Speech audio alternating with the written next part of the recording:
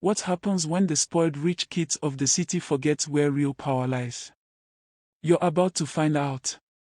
In the heart of the glittering metropolis, a single act of cruelty awakened a force they never imagined. Get ready for an African legend brought to the modern world. Watch the first chapter and you'll know why you need to stick around. The city of Akochi was a giant, shimmering monument to wealth, and Seraphina was its self-appointed queen. She drove a pristine white sports car, wore sunglasses worth more than most people's monthly rent, and considered every street her personal runway. Her life was a blur of exclusive clubs, rooftop pools, and contempt for anyone who didn't measure up to her gilded standard, which, in her mind, was almost everyone. Her closest friends, Elira and Jude, were carbon copies of her own arrogance. They spent their days lounging in high-rise apartments, using up their parents' fortunes with careless abandon. They lived in a bubble of luxury, where the struggles of the poor were simply background noise, annoying, easily ignored, and certainly not worth their precious time or attention. Every day, Seraphina's route from her penthouse to her morning yoga studio took her past the same chaotic street corner. This corner was the dividing line between the city's glossy financial district and the older, less maintained residential area. It was here that she regularly saw the old, poor people who scraped together a living selling small, handmade things. She barely looked at them, but they were always there, a permanent, irritating fixture in her otherwise perfect view. The simple act of slowing down for the traffic light filled her with a sense of entitlement, feeling like the universe itself was making her wait behind the less fortunate. Among the street vendors was an elderly woman named Adoma. She was different from the others. She didn't call out her wares or smile at passers-by.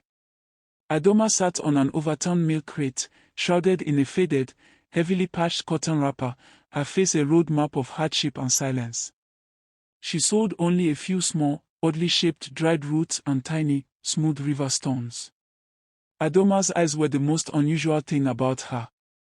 They were a pale, hazy gray that seemed to hold the light of a distant, unseen fire.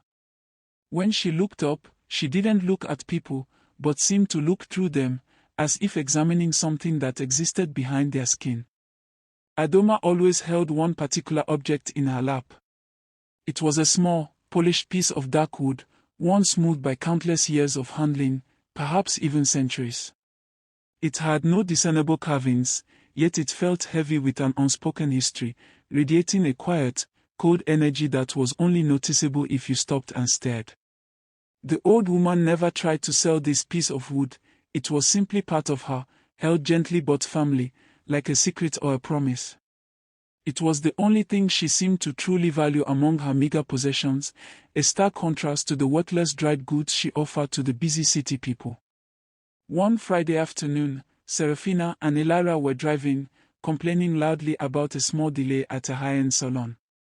They stopped at Adoma's corner, and Elira, who was driving, suddenly slammed on the brakes, nearly hitting a taxi. She immediately looked for someone to blame for her own distraction. Her eyes landed on Adoma, who was slowly gathering the small river stones she had spread out on a cloth. Elira saw a chance to release her fury. She leaned out the window of the expensive car, her face twisted in a look of pure disgust, ready to unleash a torrent of cruel words. Elira didn't hold back. She yelled at Adoma, calling her a slow obstacle, a beggar, and a blight on the beautiful city. Seraphina and Jude, who had just joined them, laughed uproariously, pulling out their phones to film the entertainment. They insulted Adoma's clothing, her silence, and the bizarre roots she was trying to sell. Adoma remained completely still throughout the attack. She did not flinch, cry, or respond. She simply stopped gathering her stones, her hazy grey eyes lifting slowly to meet Seraphina's, holding a look that was not angry, but devastatingly empty. It was the silence of judgment, more terrifying than any scream. As the light turned green, Elira spat a small piece of gum onto Adoma's cloth, right near the small, polished piece of dark wood. This was the final, gratuitous act of disrespect. Seraphina and Jude cheered as the car sped away, convinced they had won a victory over the unwashed masses. When the laughter faded, they looked in the rearview mirror and saw Adoma slowly bend down. She did not wipe the gum off the cloth. Instead, she gently touched the small piece of dark wood, then carefully, with the utmost attention, pressed the gum onto its surface, sealing the insult into the object itself. The youth forgot the incident almost instantly. It was just another moment of casual cruelty in their pampered lives, filed away as a funny story to tell at dinner parties. They went about their weekend of luxury shopping and beach parties, convinced that nothing had changed and the world was still their oyster. Meanwhile, Adoma, after securing the piece of wood back inside her wrapper, finally rose. She did not pack up her roots or stones. She simply walked away from the corner, leaving her meager wares behind. She disappeared into the maze of back alleys, a silence more profound than ever before. The strange events began subtly, so small that they seemed like bad luck or coincidence. Seraphina's brand new, highly customized smart speaker suddenly began playing a low, discordant humming sound instead of music. It wasn't static, it was a rhythmic, almost organic noise that vibrated deep in her bones. When she called the technician, the sound immediately stopped. The speaker tested perfectly fine, yet the moment the technician left, the humming returned, lower this time, almost mournful. It was a sound that only Seraphina seemed to notice in the bustling silence of her penthouse. Elara was the next to experience the strange twist of fate.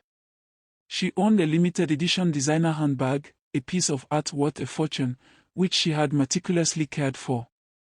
One morning, she found the leather of the bag had dried and cracked, not along the seams, but across the expensive logo. The cracks were strange, too. They looked less like damage and more like ancient, dried mud, forming unintelligible symbols. Elara tried everything to fix it, but the leather seemed to reject all treatments, growing harder and more brittle each time she touched it. It was as if the bag itself had been slowly corrupted from the inside. Jude, always focused on technology, began experiencing digital failures. His custom gaming console, built with the best hardware, would randomly shut down, not with a crash, but with a quiet, sighing sound. When it rebooted, all his game saves and personal files would be mysteriously empty. He started keeping backups, but the issue persisted. It felt like something was intentionally erasing the joy from his digital life. The mysterious failures were untraceable, leaving no error logs, only a chilling sense that his digital world was being observed and judged by an unseen entity. The three friends met for lunch, all agitated by their recent string of inexplicable misfortunes. As they sat in the exclusive restaurant, a new, shared phenomenon began. A faint, earthy smell, like wet soil and old wood, drifted around their table, even though the restaurant was spotless and sealed from the street. The scent was overwhelming to them, making their expensive food taste like dust and decay. But when Seraphina asked the waiter about the smell, he sniffed the air, looked confused, and assured her the restaurant was entirely clean. The mystery deepened. The affliction was private, shared only among the guilty. Seraphina began to hear strange things when she was alone. It wasn't a voice, but a low, rapid static that seemed to come from the deepest corners of her apartment. It was loudest when she was looking at her own reflection or counting her jewelry. The static had a rhythm, like someone whispering too fast in a dead language. She would spin around, convinced someone was hiding in her expansive space, but the rooms were always empty. The only trace was the echoing, anxious silence after the sound abruptly cut out. Elara tried to escape the city, booking a last-minute flight to a remote, luxurious island resort. She believed the weirdness was tied to Akachi, and that distance would break the spell. Yet, as soon as her private jet took off, she felt the pressure rise. Mid-flight, the plane experienced severe, unexpected turbulence, so violent that passengers panicked. The pilot, mystified, announced they had flown into a clear patch of air. Elara looked out the window and swore she saw a brief flash of hazy grey light beneath the wing. She immediately cancelled her trip and returned to the city. The problems shifted from objects to assets. Jude owned a large portfolio of cryptocurrency, which he checked religiously. One Tuesday, his entire digital wallet, holding millions, didn't vanish, it simply showed a value of 0. It wasn't a hack or a server crash, the coins were still technically there, but their market value had plummeted to nothing in a matter of seconds. Jude watched in paralyzed horror as the number stubbornly remained at 0, completely defying market logic. It was as if the concept of worth had been mysteriously drained away. Serafina's family had invested heavily in a new luxury skyscraper development. The building was almost complete, meant to be her crowning asset. Suddenly, inspectors halted the entire project, citing a critical, previously unnoticed fault in the building's foundation. The fault was so deep and strange that no engineer could explain it. It was described as a fundamental, unfixable weakness in the materials themselves, a failure that seemed almost deliberate. The entire project was declared worthless, a multi-million-dollar ruin overnight. The three friends, now financially crippled, drove together in Ilara's last working car, a small, used model they usually mocked. They were going to a cheap, shared apartment, their last retreat.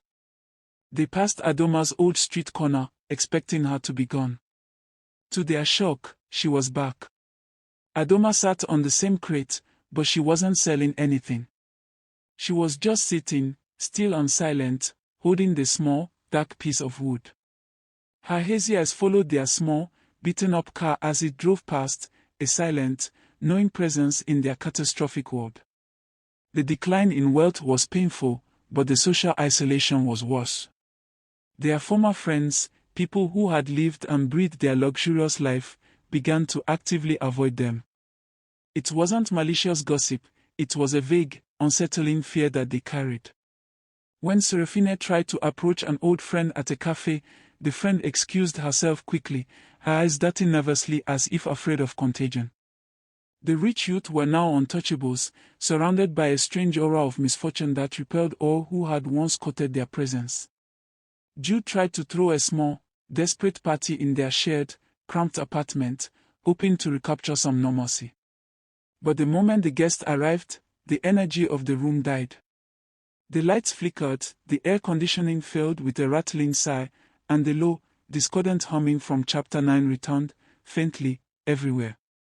People left quickly, muttering excuses about sudden headaches and feeling unwell. Jude watched them go, realizing the curse wasn't just on their possessions, it was on their very atmosphere, turning every space they entered into a vacuum of misery. Serafina sat alone in the small apartment's bathroom, staring at her reflection. She noticed something subtle but terrifying. The faint, earthy scent of old wood was strongest around her face. She looked tired, aged beyond her years by stress. As she looked closer, the haze in her reflection seemed to sharpen, and for a fleeting second, the eyes looking back at her were not her own. They were hazy gray, cold, and profoundly old, holding the same look of devastating emptiness that Adoma had given her on the street corner.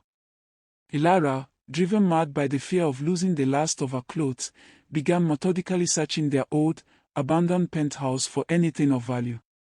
She found a discarded box of receipts from the day of the incident. She opened it and saw the receipt for the gum she had spat on Adoma's cloth. A strange compulsion took hold of her.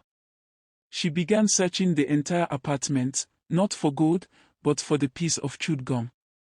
She felt, illogically, that if she could retrieve that tiny, sticky piece of evidence, she could undo the entire catastrophe.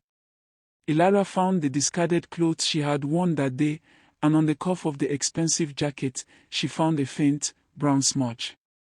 It was not mud, but the residue of the dried roots Adoma had been selling. The smudge was a direct, physical link to the moment of their cruelty. She showed the smudge to Serafina, and the memory of the incident flooded back, the laughing, the spitting, and Adoma's terrible, silent gaze. They finally connected the dots. Their ruin had begun not with a bank transfer, but with a piece of gum and a poor old woman. Jude, using the few functioning gadgets they had left, mapped out their losses. He discovered a terrifying, subtle pattern. Every major failure, the cryptocurrency crash, the car breakdowns, the building fault, had occurred precisely within 24 hours of them touching or using an item that was with them during the confrontation. The objects weren't cursed, they were simply carriers of the strange energy. The unthinkable thing Adoma had unleashed was not a visible spell but a spiritual poison, clinging to their proximity and feeding on their ill-gotten wealth. Terrified and believing they were now victims of some ancient African black magic, they desperately sought help. They went to a high-profile psychic, who immediately refused to see them, citing a coldness around them that felt too ancient to handle. They visited a priest, who felt only a strange, spiritual emptiness where their souls should have been. They realized that the forces Adoma had commanded were beyond the common realm of the city's healers. This was not a simple curse that could be bought away, this was a sentence of divine, patient consequence. The three youths, now pale, thin, and dressed in cheap, worn-out clothing, sat on the floor of their tiny, rented room. Their arrogance was completely shattered, replaced by a profound, agonizing fear. They finally spoke the truth aloud. It was Adoma. The sound of the name hung heavy in the air, confirming their deepest dread. They were not victims of bad luck, they were targets of a mysterious, powerful force activated by their own hubris. They realized they had to stop running from their mistake and face the only person who could save them.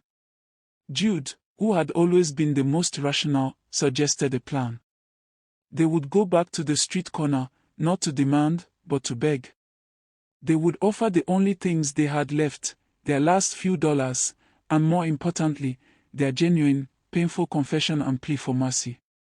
The plan was terrifying because Adoma was no longer just an old beggar, she was an enigma, a judge, and the source of their complete destruction.